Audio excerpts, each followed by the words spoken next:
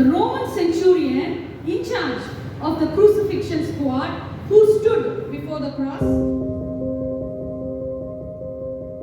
இயேசுவை சிலுவையில் அறைந்த அந்த 100க்கு அதிபதியானவன் சிலுவைக்கு முன்பாக நின்று who stood before Jesus the Christ and confessed that he is the God.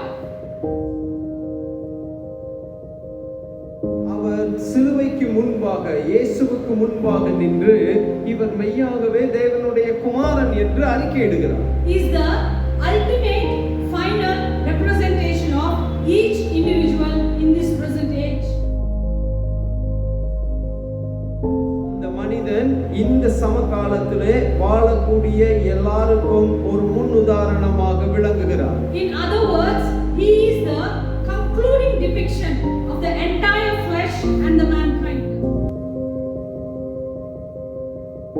இந்த எல்லா ஜனத்தினுடைய ஒரு காரியமாய் சித்தரித்து அவன் விளங்குகிறான். The way he confessed, truly he is the Son of God statement, it would be the final statement of all the flesh.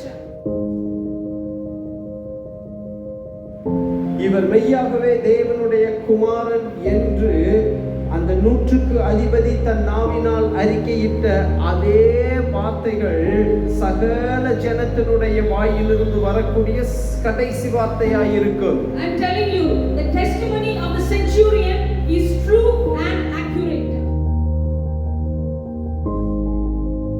அந்த 100க்கு அதிபதியின் சாட்சியானது 100க்கு 100% உண்மையானது. The same accuracy is going to repeat one more time in this present era.